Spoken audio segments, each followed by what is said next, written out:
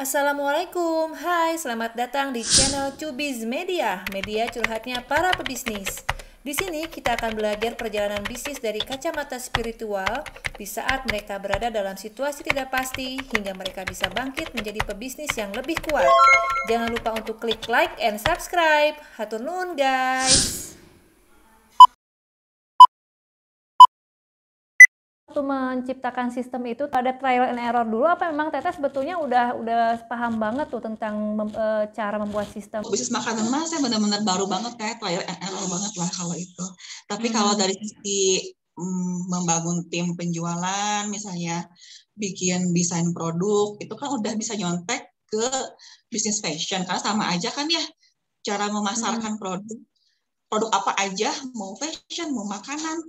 Kalau mainnya di online kan sama aja. Misalnya kalau harus punya foto yang bagus, misalnya harus ada interaksi dua arah sama followernya kayak gitu.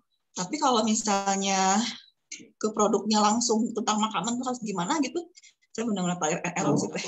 Jadi karena saya udah setahun sebelumnya udah di fashion ngejalanin sebagai non produsen gitu, saya udah bisa ngikutin, oh sama aja ya cara ngebidari seller kayak gimana, ngerekrut agen, bikin sistem fee-nya buat tim seperti apa, bikin reward, kayak gitu udah paham.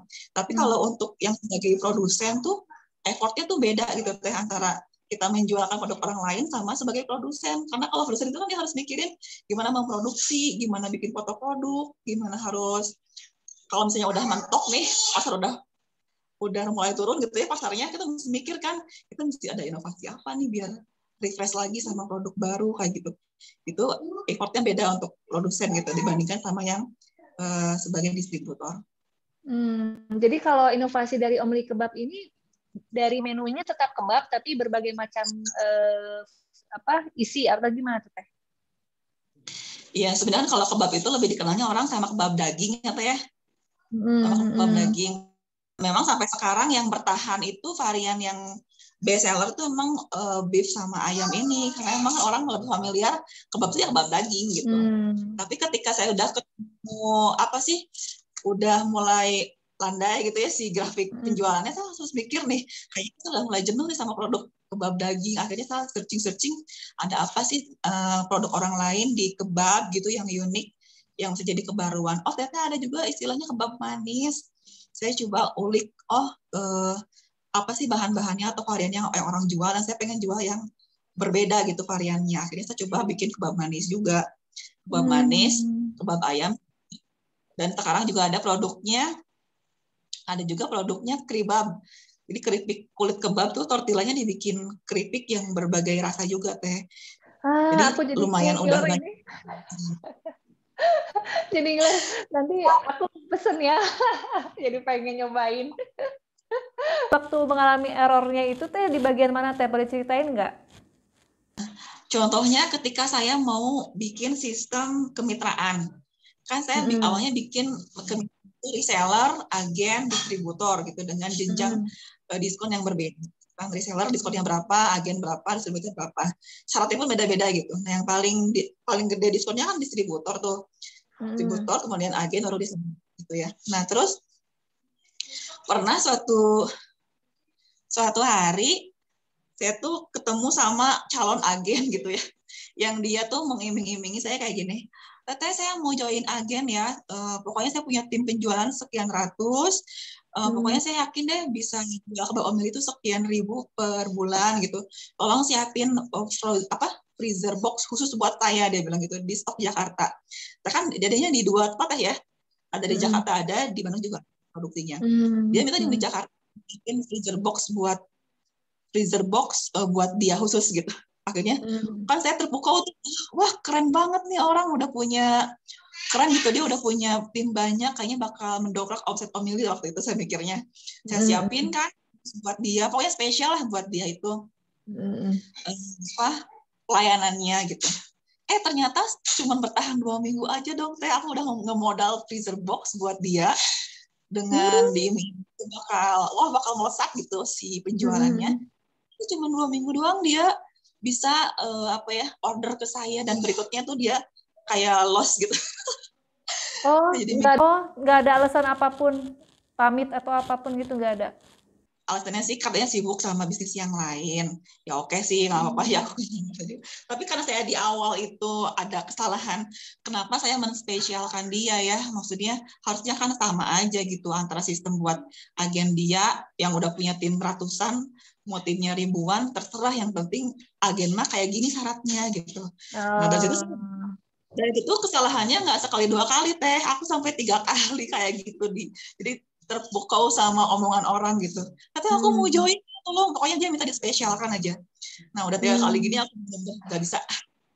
Next saya nggak bisa ini nggak sih apa ya spesial pokoknya sama siapapun yang mau join kemitraan sama Kebab Omili sistemnya kayak gini. Kalau setuju ya mangga, kalau enggak ya ya terserah gitu. Akhirnya kayak gitu teh. Itu error yang pertama ya. Akhirnya saya sistemnya jadi udah baku aja. Jadi udah taklak gitu, nggak bisa dengan menggugat. Kalau misalnya setuju, hayu. Kalau enggak, ya kita nggak bisa bermitra gitu. Gitu. Ini teh, waktu puncak-puncaknya produksi itu, penjualan terbanyak tuh tahun kemarin ya, Ramadan sama habis Ramadan tuh, wah lagi 6.000 pack lah per bulan waktu tahun kemarin tuh ya, puncak. Itu kan produksi benar-benar dikejar-kejar sama si reseller sama agen, saya minta dikirim gitu ya, pokoknya Pak perabot stok weh. Nah saya kan kelimpungan ya, karena ngerasa waduh butuh banyak harinya berapa ratus pack gitu harus keluar, sementara supplier yang saya percaya itu waktu itu cuma 1 supplier aja. Akhirnya dengan cara pintas gitu ya, udah karena kita butuh stok banyak, saya minta di produksi itu biar ngambil bahan dari produsen lain tanpa saya ngecek kualitas si bahannya itu. Ya Allah itu benar-benar fatal gitu ya. Akhirnya karena saya butuh pack kulit kebab yang kualitasnya sama kayak si supplier yang pertama, akhirnya nggak bisa terpenuhi gitu ya. Tahu nggak teh cobaannya? Ya ampun, itu mah teh pada komplain dong. Itu katanya enak, tapi ini kulitnya keras, misalnya kayak gitu. Terus ada juga yang dagingnya rasanya asem. Padahal itu teh fresh stock, kita baru bikin banget, tapi ada yang dagingnya itu katanya asem gitu ya. Sampai ratusan rugi lah ya, karena saya harus ganti. Saya bilang, pokoknya semua yang komplain, kita ganti baru dengan stok yang supplier si A tadi gitu, nggak bisa pakai supplier yang lain lagi gitu, nggak boleh yang sama quality control.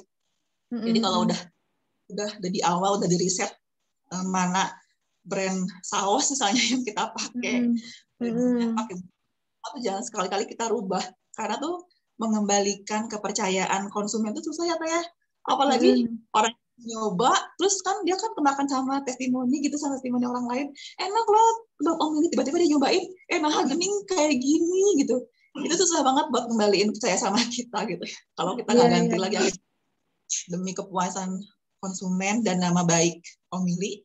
Nggak apa deh saya rugi sekian juta gitu untuk ngeganti semua yang komplain, kita ganti baru gitu. Ya ampun tuh cobaan, tapi akhirnya dia belajar akhirnya sih.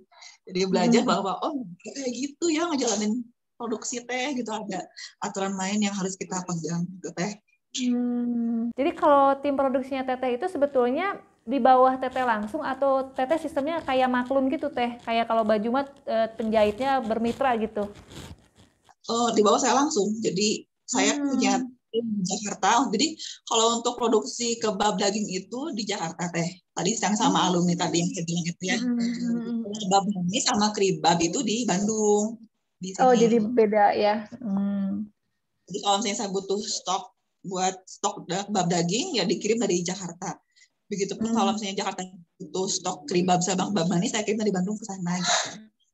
Yang di Jakarta itu nggak boleh sama sekali, udah ada perjanjian sama Teteh, nggak boleh sama sekali menjual, maksudnya memproduksi untuk brand lain gitu ya Teh? Nggak bisa.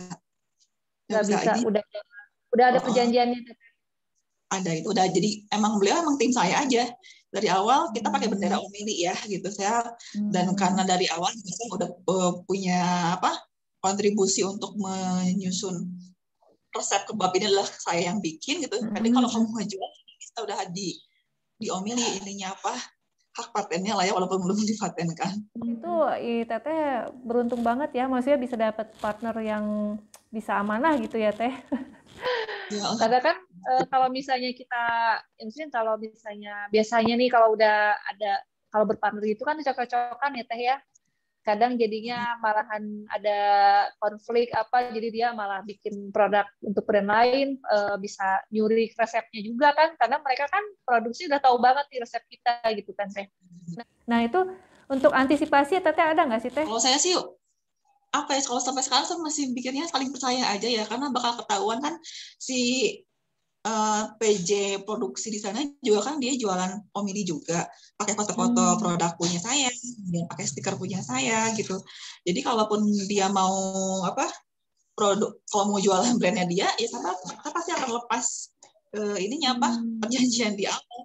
Walaupun udah bocor ya, karena resepnya kan dari saya. Kepikiran buat bikin tim produksi di Bandung juga nggak Teh, yang sama dengan ini kebabnya gitu? Ya kebab daging gitu ya.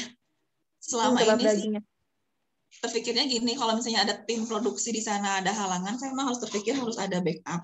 Kan yang terpenting kan suppliernya udah saya pegang tuh, siapa supplier bahan yang di Jakarta itu. Jadi kalaupun nanti tiba-tiba suatu saat PJ produksi di Jakarta dia angkat tangan gitu misalnya, saya udah bisa ngehandle sendiri gitu. Tinggal hubungi supplier bahan-bahan, tapi saya yang pegang juga. Insya Allah mudah lah kalau mau duplikasi di produksi Bandung. Lalu ada cerita lagi nggak Teh tentang trial and error-nya lagi? Ini kan frozen food tuh ini Teh, areanya kan terbatas ya. Jadi kalau pengiriman via Paxel sih bisa, karena dia punya freezer ya si ekspedisinya itu. Tapi nggak semua area itu terjangkau sama Paxel. Jadi saya tuh kadang-kadang ya nggak bisa ngirim ke semua area Indonesia gitu ya. Kalau Jawa sih via Paxel, tapi itu pun ke kabupaten-kabupaten nggak bisa pakai Paxel, masih via JNT gitu, via JNE. Nah kemarin itu ada yang ngotot konsumen yang minta dikirim ke Medan. Ke Medan. Uang itu cuma tahan 3 hari saya bilang. Dengan packing pakai styrofoam, bubble wrap gitu, maksimal cuma 3 hari. Aku bilang tuh, dia kekeh ya pengen dikirim. Nggak apa deh. Tapi saya nggak jamin ya bakal masih bagus barangnya. Nggak nyampe ke tangan konsumen ini, aku bilang. Dia maksa aja kan kekeh. Akhirnya dia terkirim. Alhamdulillah nggak apa-apa Teh, nyampe 3 hari, pas 3 hari waktu itu ke Medan. Oke. Pas kemarin Ramadan itu kan beda ya si crowded-nya si ekspedisi Teh, lagi puncak-puncaknya nggak cuma makanan kan, fashion juga udah numpuk tuh ekspedisinya gitu. Nah saya tuh nggak terpikir bahwa akan ada delay selama seminggu gitu. Jadi yang biasa 2 hari 3 hari ke Medan tuh, itu sampai seminggu nggak nyampe, Masya Allah. Jadi si konsumen yang kemarin order itu di order ulang, reorder di Ramadan minggu ke-3. Dan saya sanggupin gitu ya. Oke, saya bilang, karena nggak terpikir bakal sedelay selama itu. Udah dikirim sekian puluh pack, pas dicek, kok belum nyampe-nyampe ya? Pasti bener aja, pas hari ke-8 itu baru nyampe di lokasi dan semuanya basi dong. Ya iyalah frozen food gitu ya. Packingnya udah yang terbaik gitu. Ternyata ada juga kita harus paham ada kondisi-kondisi yang ada yang nggak normal gitu ya, yang harus dihafal. Iya betul. Dari ini juga Teh, packing saya belajar banget cara nge-packing si kebabnya. Kebab itu kan dia beku, kemasannya dari plastik kotak gitu, jadi mudah pecah. Nah kadang ada konsumen yang gitu ya, cuman conghek ujungnya aja tuh minta ganti sepek gitu ya. Aduh, itu udah dimakan kali kebabnya, dia bilang enggak, saya cuma udah sobek kayak gini udah nggak layak dimakan ya gitu-gitulah. Jadi banyak duri. Kalau awal-awal kalau yang pecah itu saya ganti spek loh Teh. Kalau yang pecah ujung, akhirnya saya belajar sama guru saya, jangan kayak gitu, nanti kamu jadi buntung gitu ya. Kalau misalnya kalau misalnya cuma conghek ujungnya aja mah gitu ya, pecah ujungnya, cukup ganti kemasannya aja yang diganti kalau untuk dijual lagi. Kecuali kalau kebabnya udah hancur misalnya, itu pun bukan kesalahan kita kan. Jadi kalau packing kebab tuh harus maksimal gitu. Pakai kardus, pakai bubble wrap, terus pakai stiker fragile gitu ya. Jadi kita udah ketika ngelepas ke ekspedisi itu udah tanggung jawabnya mereka, bukan tanggung jawab kita lagi gitu. Jadi kalau yang komplain lah ke ekspedisi, bukan ke pengirim katanya gitu. Oh iya juga ya. awal-awal tuh terlalu baik gitu, ketika ada yang komplain tuh takut gitu ya, aduh nggak enak, saya ganti baru gitu. Iya, iya, Ternyata iya. juga kali gitu. Iya. Lumayan juga ya, banyak juga pengalaman-pengalaman yang bisa di-sharing gitu ya dalam waktu setahun.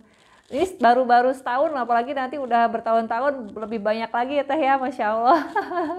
Jadi benar-benar belajar semua lagi ini mah, benar-benar dari pemula. Kalau untuk yang frozen food dan kebab sebagai produsen, saya benar-benar pemula banget ya.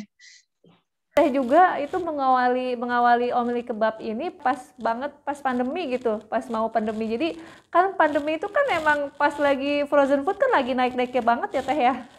Luar dugaan banget ya. Saya juga satu pikir ketika orang banyak ngeluh, wah banyak toko ditutup gitu, kayaknya bakal berdampak sama penjualan. Ternyata kalau offline sih iya ya, kayak toko-toko gitu kan dia terhambat di penjualan karena harus sewa toko, harus tutup gitu. Tapi ternyata kalau di online tuh hampir nggak berdampak, malahan makin bagus gitu ketika orang harus diam di rumah. Kalau untuk frozen food justru makin diminati waktu kemarin tuh pas pandemi. Justru pandemi Kalau mau tahun ini gimana? kan bisa gitu deh, market tuh ada grafiknya ya, Iya, naik, ya ke puncak dia turun. Itu hampir turun semua lagi. kayak gitu bisnis tuh trennya. Nah, Mm-mm. ketika turun ini yang harus dilakukan adalah inovasi gitu. Nah, sekarang Mm-mm. untuk daging sama beef sama ayam tuh lagi turun. Grafiknya udah di bawah Mm. 60 pack sebulan lah ya. Nggak kayak dulu Mm. gitu. Nah, akhirnya terpikir kayak market udah bosen. Dua pilihannya, satu inovasi, yang kedua cari market baru. Karena kan saya kan Mm. market masih mengandalkan tim ya. Jadi selain online di Instagram sebagai andalan, tim itu ada yang jualan di Shopee, ada yang di marketplace, banyak lah ya. Tapi saya serahin ke tim aja, saya nggak pegang marketplace. Jadi ada reseller, ada agen yang dia loyal gitu, beberapa yang masih loyal sampai sekarang ke saya gitu. Nah ternyata kan marketnya kan jadi tetap ya nggak berkembang gitu. Ketika ada penjualan turun, maka yang harus dilakukan adalah inovasi tadi produk gitu. Jadi kalau misalnya mau bertahan di market yang sama, kita inovasi produk. Akhirnya tambahlah kebab sama kebab nani. Jadi ada selingan. Ketika udah bosan Mm. sama yang daging, kan yang menu baru, akhirnya naik lagi dikit. Kita stagnan lagi, inovasi lagi kayak gitu. Nanti sampai dia ada siklus kembali ke apa pelanggan yang daging itu udah kangen lagi sama yang kebab daging lagi gitu. Jadi Ya. siklus. Mm. Nah, Oh, gitu.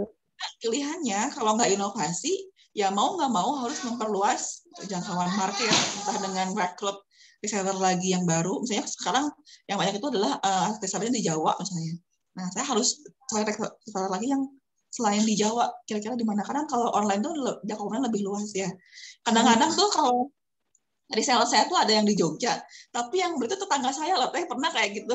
Lucu nggak sih? Oh, Karena kan online ya. Jadi sama-sama dia marketingnya via online. Jadi tetangga saya tuh nggak tahu kalau saya tuh jualan kebab. Dan bodor itu, oh. jadi kompleks saya ini harus ngirim barang.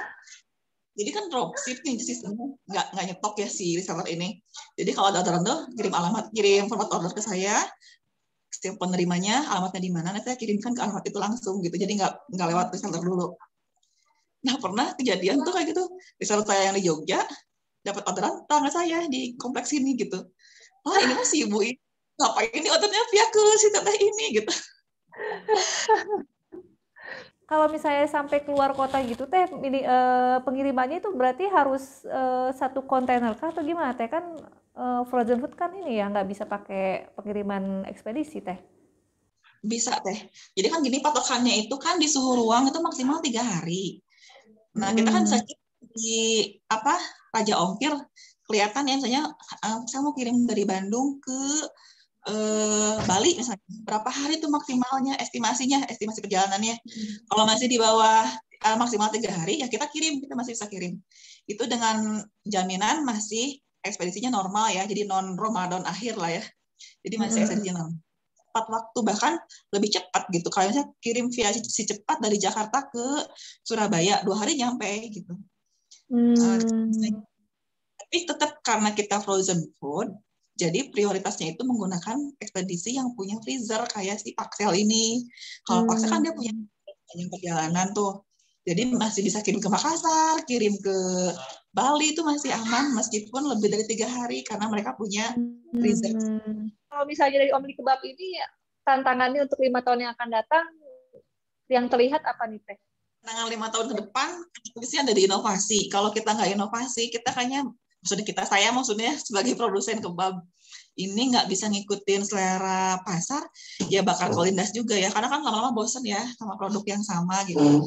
Jadi tetap yang namanya inovasi mah mutlak kalau kita milih bisnis di jalur produsen gitu. Yang kedua juga kita harus melek sama media marketing yang sekarang udah makin beragam. Marketing tuh kadang-kadang Instagram juga udah nggak kebaca tuh sih gimana sih algoritmanya gitu ya. Kadang berubah-ubah juga. Bisa main di marketplace atau misalnya iklan di TikTok juga. Jadi harus banyak belajar ke media-media online yang mana nih yang paling efektif, yang bisa diterima oleh konsumen lah ya, kayak gitu, orang tertarik buat nge-follow akun kita kayak gitu. Jadi nggak cuma mikirin gimana kualitas produk, tapi gimana cara kita masarinnya gitu. Jangan sampai kita hanya mengandalkan Instagram, mungkin lama-lama sih Instagram bakal kelindas juga nih sama media yang baru gitu. Kayak TikTok itu kan udah bisa jadi dipakai buat marketing sekarang ya. Nah, itu yang mungkin jadi tantangan buat saya ke depan untuk bisa lebih melek lagi sama hal-hal begitu. Walaupun nanti yang ngejalanin mungkin bukan saya ya. Saya butuh admin khusus yang megang Instagram, untuk megang konten TikTok, megang marketplace. Itu tantangan kalau saya masih mau lanjut fokusin di produsen kebab Omili ini teh. Nanti untuk 5 tahun yang akan datang, Teteh targetnya apa nih Teh? Melebarkan sayap sampai seluruh Indonesia kah? Sampai berapa puluh ribu kah gitu? Atau ada nggak goalsnya Teh? Kalau saya mah target itu aja sesuai namanya aja Teh, pengen banget nyicip gitu ya. Omili, omset miliaran per bulan gitu. Gimana caranya? Menjadi tantangan banget. Bisa nggak ya saya punya omset dari Omili doang, jangan dari semuanya gitu. Dari kebab Omili aja punya omset miliaran sesuai doanya itu gitu. Kalau belum tercapai ya harus ngejar gimana caranya gitu teh. Kalau sekarang kan untuk 1 miliar itu kadang masih setahun gitu ya. Dapat 1 miliar lebih lah ya kemarin 2020. Tapi kalau sebulan aja masih belum nyicip gitu. Nah, harus lagi gimana strateginya gitu untuk bisa mencapai ke doa itulah. Amin, amin. Lalu ada nggak Teh perbedaan visi dari awal Teteh ngerintis bisnis sampai sekarang? Ada perbedaan visi nggak sebagai entrepreneur? Ya jelas kayak ada perubahan deh. Kalau di awal saya ngerasa tanda kutip egois banget ya, masih mikirin gimana saya dapat profit banyak, gitu, omset lancar, masih ke diri sendiri aja gitu ya, mikirin tuh keuntungan buat sendiri. Tapi seiring berjalannya waktu, saya ketika dapat curhatan dari seorang reseller gitu ya, bilang, Umi makasih ya udah izinin saya jualan kebab, alhamdulillah sekarang saya bisa bayar SPP anak-anak sekolah, kan suami saya punya ikutan Gojek gitu ya, lagi sepi nih sejak pandemi kemarin. Terus dia bilang kayak gitu, katanya masih serak gitu, Masya Allah. Nah ya, orang tuh aku jadi solusi buat orang lain gitu maksudnya. Mungkin buat saya alhamdulillah sih kalau urusan nggak ada masalah gitu ya. Tapi buat orang lain tuh ternyata ada juga orang yang susah gitu buat beli beras, dan akhirnya sejak join reseller kebab dia ngerasa udah hilang masalah itu, bayar SPP anak-anak, uang jajan mungkin itu jadi kendala gitu buat orang lain. Tapi jadi kita ngerasa alhamdulillah jadi buat orang lainnya. Kemudian ketika pernah turun penjualan gitu ya di satu ekspedisi, terus beliau bilang gini, katanya kenapa sekarang jadi turun pakai ekspedisi JMT kayak gitu ya. Terus dia bilang, iya Kang, kayaknya orang-orang lebih milih Paksel dibanding JMT, saya bilang gitu. Aduh Kang, sudah kalau tetek sepi masa jadi berkurang juga katanya bonusnya biasanya berapa jadi berapa gitu. Aku jadi berdoa, ya Allah, gening banyak orang yang lingkaran keterlibatan orang lain dalam bisnis itu kayak banyak gitu, nggak cuma saya doang, ada tukang packing, ada tim produksi. Ketika turun gitu ya, itu kan tim produksi juga turun juga penghasilannya karena sesuai bahan gajinya gitu. Packing juga sama, ketika packing turun itu fee-nya buat mereka. Jadi ada tanggung jawab gitu, harus turun seperti itu. Kadang-kadang sekarang udah nggak mikirin diri sendiri gitu. Saya cuma mikir, ya Allah gimana caranya saya pengen melihat senyumnya si emang ekspedisi ngejemput paket ke rumah gitu. Kadang kan mereka suka nge-WA juga gitu. Tapi kenapa ini penjualannya turun? Kenapa paket tadi lebih sedikit kayak gitu? Suka ada perasaan tanggung jawab. Ini kasihan ya kalau saya turun, kalau saya jadi malas-malasan ngejalanin bisnis ini, maka ada orang lain yang juga yang nggak jadi jalan rezeki buat mereka gitu teh. Jadi lebih lebih berkah lagi lah. Kalau sekarang mah nggak cuma mikirin diri sendiri, tapi saya juga mikirin orang lain yang terlibat dalam bisnis ini. Amin, ya Rabbal Alamin. Terakhir nih Teh, boleh nggak kasih motivasi untuk teman-teman Cubis yang baru memulai bisnis atau yang sedang menjalankan bisnis dan sedang mengalami kendala turunnya grafik karena pandemi nih? Saran saya kali ya buat siapapun teman-teman yang sekarang sedang berniat atau sudah mulai nyebur ke dunia bisnis, saya cuma titip satu, untuk bisa bertahan itu kata kuncinya kita harus punya strong why ya, atau big why. Big why ini kayak alasan kuat gitu ya, kenapa kita mau memutuskan untuk nyebur ke bisnis. Ini penting karena ketika kita nanti di tengah jalan menemui kendala kayak penjualan turun gitu, semangat melehoi, kita akan kembali ke belakang. Kira-kira kenapa dulu kita mulai bisnis ini gitu ya. Jadi milikilah mimpi besar, milikilah alasan kuat kenapa kita mau nyebur ke bisnis ini. Kalau sekedar coba-coba, sekedar pengen ngisi waktu, nah kayaknya ada yang salah deh. Itu adalah bukan strong why, kayaknya masih belum kuat gitu. Cari aja alasannya apa. Terus yang kedua, yang namanya bisnis, kita harus siap, nggak ada yang instan ya. Jadi nggak ada yang sebulan, 2 bulan, terus tiba-tiba omset langsung naik gitu. Kan harapan maknya kayak gitu. Pada faktanya kita akan dihadapkan pada kondisi yang naik turun tadi gitu.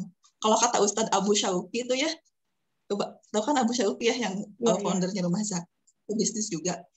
Katanya yang namanya pengusaha itu, yang namanya sukses dan gagal satu arah katanya. Jadi kalau yang masih berpikir sukses itu ke barat, gagal itu ke timur itu salah.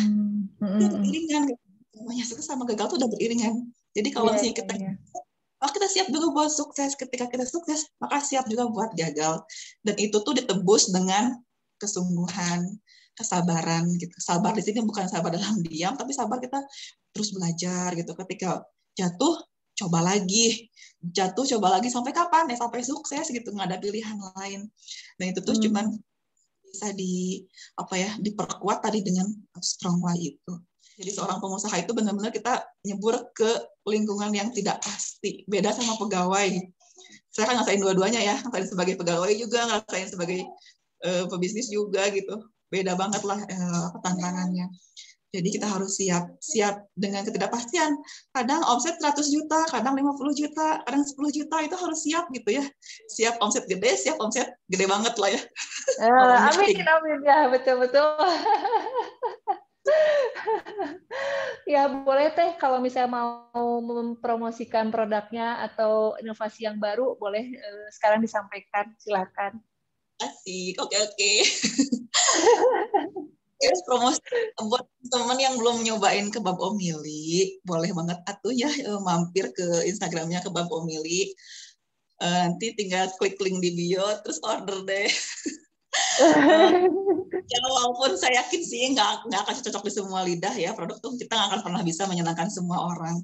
Tapi nggak ada salahnya kalau mau icip, insya Allah cocok di teteh-teteh semua, akan teteh semuanya. Mungkin yang belum pernah nyobain kebab manis atau kebab yang saya punya, silahkan. Atau misalnya ada yang pengen belajar bisnis gitu, belajar jadi jualan dulu gitu, sekedar untuk melepaskan mental malu berjualan, bisa coba pakai Omili aja jualannya gitu ya. Iya. Bisa atau agen, insya Allah dimudahkan lah jalannya. Gitu, makasih ya Teh. Amin, ya Allah. Semoga podcast kita ini, obrolan kita ini bermanfaat ya buat yang nonton. Sekali lagi, makasih banyak ya Teh, udah mau digangguin malam-malam. Mestinya waktunya bermain sama anak ya. Boboin anak malahan digangguin buat curhat di sini. Oke, aku senang banget bisa diundang di podcastnya Teh Nuti. Semoga Teh Nuti berikutnya sukses terus ya Teh ya. Amin, ya Rabbal Alamin. Oke, pamit dulu ya Teh. Kita sampai ketemu lagi. Mudah-mudahan bisa silaturahim terus ya. Assalamualaikum warahmatullahi wabarakatuh. Amin.